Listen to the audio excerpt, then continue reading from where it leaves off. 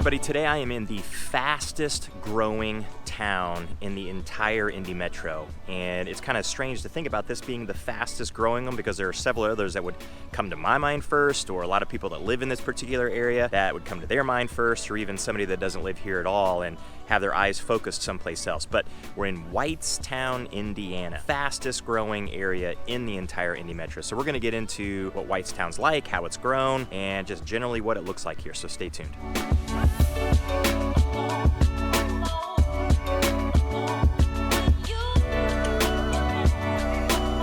Hey everybody, I'm Jason Compton with the Compton Home Group. Welcome back to the channel. If you want to know everything there is to know about a place like Whitestown, Indiana, what it's like there, or Indianapolis, or any of the surrounding cities and suburbs, then don't hesitate to hit that subscribe button and tap the little bell so you're notified every time we do a new video. Now, we have people reaching out to us from all over the country with questions about, of course, Indianapolis and some of the super popular cities and towns that surround Indianapolis, and even places like this, a fairly small place like Whitestown. So if you have questions at all about any of those places, then make sure that you reach out to us any way that you know how. We'll always have your back with those questions, and we'll certainly have your back whenever it comes time for you to make your move to the Indianapolis Metro. So again, I'm in Whitestown, Indiana, which is way northwest as far as geographic location around Indianapolis. And really the closest thing to this as far as major town that kind of puts something on the map for people in their head would be Zionsville. That's relatively close by, really kind of just down the road. But Whitestown is a place that's at least been on my radar for a really long time, and that's not from a living there standpoint or a real estate standpoint at all. But when I first came to Indianapolis back in the 90s, so I've lived here since then, but I came here as my first job was a high school science teacher at Westfield High School. So Westfield was actually a relatively small place at that time. It's much larger today. But when I was there at Westfield High School, I was also the golf coach, the boys golf coach, and I was the girls golf coach for a little while as well. And of course, we'd have to travel from Westfield to all kinds of different places for our matches and tournaments. And not that Whitestown was one of those places, but you can see kind of I'm on a little slightly busier road here, but this is Main Street going through Whitestown, which is north and south. So I'm facing the north, you guys are looking down towards the south. But as I look over here towards the east, this road is actually 146th Street going through essentially Noblesville and Fishers, kind of divides those two way over on the east side, the northeast side of Indianapolis, and it also divides Westfield, Carmel, just kind of splits them right down the borders of the northern border of Carmel and the southern border of Westfield. So now as you get this far to the west, this is no longer called 146th Street. And in fact, when you're kind of out in this area, pretty close to Whitestown, you get a lot of roads that are county roads. So they have numbers and directions like north and south and all that, and it can get just a little bit confusing. But back when I was the coach there through the 90s, late 90s, and then into the 2000s, we would have to come to a golf course that is actually a little bit south of here, the Golf Club of Indiana, and not that far from here at all. It has a Whitestown address actually right now. I think it used to have a Zionsville address, interestingly, but this whole area has been changed quite a bit because Whitestown in its growth annexed nearly 7,000 acres of land to the south of here and helped to add some to the commercial growth. But we would come down from Westfield to 146th Street and take it all the way over here. And this was back before US 31 and just some of the roads to the south of Westfield, some of the major roads, major thoroughfares were really improved upon. They're so much nicer now. And it would certainly probably take those to get to either Zionsville or Brownsburg to the south of here before I would go out to some of these county roads. But at that point in time, sometimes the traffic would be so bad and it would be unpredictable enough to where we would take some of these county roads to get back toward a place like Brownsburg to the south and west of here. But we would come down 146th Street to the west, and then right here at this intersection, we would take a left and go south on this and have to cross I-65 to either get to the Golf Club of Indiana, which is just on the other side of I-65. Sometimes we would actually maybe go a little bit further west than this, but usually what we would do is take a left, go south here on Main Street, and take it on down to that golf course. If we were going to Brownsburg, then usually we would go right through this intersection and then eventually go south on what would essentially be, once you got across I-65, State Road 267. And State Road 267 just goes through Brownsburg, through Avon, and into Plainfield. It's that north-south road that really connects all of those three super popular Indianapolis suburbs. But every time we would come through here, it wouldn't look like this. Right now there are cars kind of zipping by me, and I can actually see some people around. And there are a few little shops, and in fact, there's a little restaurant here across the street from me right now. Basically, you have some development. And when we would come through here back in the late 90s, early 2000s, this place I just always thought was a ghost town. I never saw a car that was moving. It was always parked somewhere, and there weren't very many. I never saw any people. And of course, this particular part of Whitestown is the old part of Whitestown. So when you go off some of these side streets here, the homes are extremely old. And some are in decent enough shape to where a lot of people live in them, of course, but some are very run down. But that's because at that time, Whitestown, it only had 500 people, give or take. You know, if you look from the 1950s all the way to 2000 or so, the population is right around 500 people. So a little bit below it sometimes, a little bit above it sometimes. So obviously, when you're going through a town that only has 500 people or so, you're probably not going to see very many people. A lot of people are going to be at work, or they're going to be in their house, and you're not going to have hundreds and hundreds of people outside, and certainly not going to have a lot of vehicles and cars moving around either. So I was always taken aback by this place, thinking, man, this place is so dead. There doesn't seem like anybody even lives here, even though these buildings and houses are all here.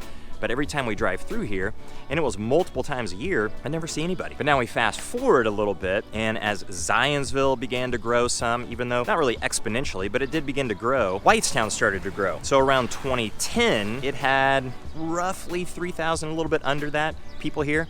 Now that doesn't seem like all that much, but when you compare it to what it was before at close to 500 people, around the year 2000, and in 10 years it picked up, close to 2,500 people. That's actually fairly significant. Now, when you get up to 2020, and this video is being made in 2021, but in 2020, there's over 9,000 people here. And so in 2021, and then moving on into 2022 and beyond, it's going to be more than 10,000 people. So that percentage increase in population is absolutely absurd. That is extremely fast. So that's what makes it the fastest growing area in the entire Indy Metro, just that percentage increase. And it's just something that people don't really think that much about. It's pretty incredible that a little town like Whitestown is becoming that. And there are several reasons why Whitestown is growing so fast. For one, its location. It's near Zionsville. Zionsville is a very popular town surrounding Indianapolis. It's also right next to I-65, which makes it pretty simple to get onto and right into Indianapolis. And you could get to the west side of Indianapolis, you could get to downtown, you could get to the east side using the interstate system pretty easily. Now, if there's an accident or something like that on 65, or the traffic is super heavy one day, then you're going to get stuck a little bit. But of course, that's probably one of those rare occurrences when something like that's going to happen. But you can also just take that intersection, what is 146th Street, like we just talked about, and avoid the interstates completely. And if you work in a place like Carmel, just take it straight to the east, or if you work in Zionsville, take it straight to the east, and you can avoid everything that surrounds Indianapolis as far as the interstates and most of the traffic is concerned. So it has grown in popularity. Plus, there's some room out here to grow as well. You get a lot of places like Carmel or even Fishers, and they've grown so big now that they've run out of room. So most of the new construction in Carmel is out towards the northwest. That's really the only place that it has to grow. And the same with Fishers, except the opposite direction. The only place it really has to grow is out towards the east, because to the north you have Noblesville, to the south you have Indianapolis, and to the west you've got the White River and you've got Carmel. So not a whole lot of room for construction out there. But here in Whitestown, there's plenty of room. There's room to the south, like I said here, so geographically, Whitestown, when you look at it on a map, it looks like it's this tiny little town, pretty much where I'm standing. Very, very small, but actually it goes clear to the south all the way down to where 865, which is this little dog leg off of 465 on the northwest side of town, and 65 meet. And basically anything from this main street or touching Main Street, so if you're on this side, over on the east side, and your business or home touches this main street, you have a Whitestown address. But it goes all the way down there to the south, and then it goes further to the west as well. So it is geographically bigger than what a lot of people realize. First exit when you're coming up 65 from Indianapolis is Whitestown Parkway, and that's really where a lot of that land was annexed by Whitestown many years ago and furthered the growth. But that's several miles down the road. So what's happened here in between this old part of Whitestown and the new part down there? Well, there's a lot of room there, so a lot of new construction. And if Whitestown had 500 people in the year 2000 here, and now it's close to 10,000 20 years later, you might imagine that most of the homes in Whitestown are fairly new. Most of the homes in Whitestown are under 20 years old, and in fact, most of them are actually under 10. And there are some that, of course, are in the process of being built right now. A lot of new construction neighborhoods going down this road, Main Street, that you can see just off to the right and left, and then just a little bit off of this road as well, especially out toward the west. Now, when you look at Whitestown on a map, you might think that is a little bit too rural for me. You know, it's a little bit too far out there. I don't really know if I'm gonna be near something that I need. I don't wanna drive 20 or 30 minutes, or when I come home on a Friday from work, have to think about what do I need for the weekend because I don't want to get back out at all. And it isn't that way. Because of that land to the south of here that Whitestown annexed a long time ago, there's a huge commercial development project that was a little bit slow through not the Great Depression, but the Great Recession in the late 2000s, but it's picked up since. And so basically everything that you're going to need on a daily basis is there. So you've got a Lowe's, you've got restaurants, you've got stores, you've got basically everything that is popular and known across the country commercial is going to be at that particular spot, including grocery store, anything you need with regards to that. You may not have necessarily a lot of really super unique walkable coffee shops or individual shops, but you've got everything commercial that you're probably ever going to need in that particular area. Plus, Whitestown is actually, as far as new development is concerned, around all the super popular places in Indianapolis, it's still relatively affordable. So you can get into homes here, unlike maybe new builds in Carmel or new builds in Zionsville, something like that, where it's easily over $500,000 into the $600,000, $700,000, $800,000 range. You can get into Whitestown less than that $500,000 range, at least at this point. New construction in 2021, it's lagging a little behind. There aren't a whole lot of choices out there because the availability is quite low, but what is available here in Whitestown and what's probably coming up here in the next year or two is still going to be relatively affordable. So if the location over on the northwest side of Indianapolis, far northwest side though, definitely make sure we're honest about that, and it's not right in the city. It is out here up 65 a little bit. So as long as that particular kind of location would work for you and you're looking for that affordability, it's possible that Whitestown could be a decent fit. But you of course have to like this particular kind of environment for sure. But old downtown Whitestown, pretty neat, and because of the growth, it's seen a little bit of a revival. And I'm looking over here at Moontown Brew Pub, which is just off to the west here. Really, really cool place. And then you've got a couple little shops up there in downtown Whitestown part as well. It's not a lot of construction trucks coming through here.